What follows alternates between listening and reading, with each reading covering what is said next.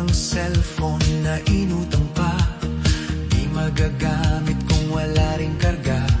Ang tao kahit na maraming pera, di magkakaroon na tunay na ligaya.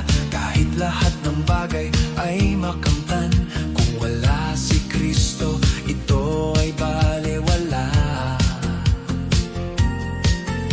Sa buhay mo ay may isang kulang na di pwedeng punuin anumang bagay.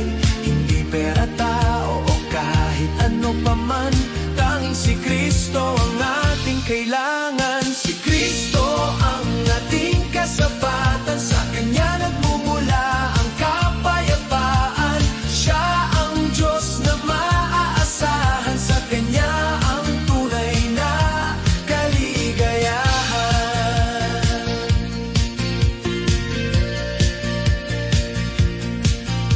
Ang puno kahit maraming dahon, kung walang bunga, ano ang halaga?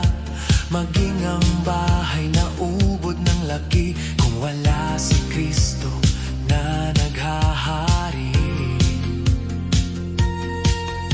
Sa buhay mo ay may isang kulang na di pwedeng punuin anumang bagay.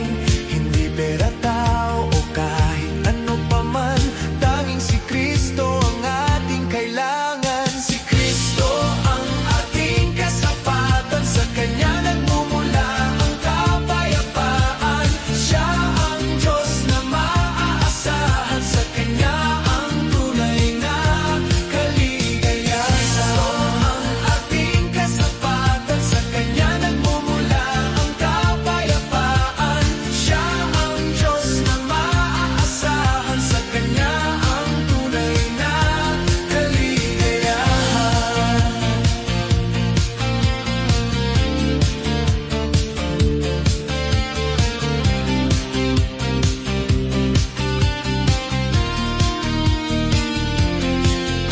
Si Kristo ang ating kasapatan, sa Kanya nagmumula ang kapayapaan. Siya ang Diyos na maaasahan, sa Kanya ang tunay na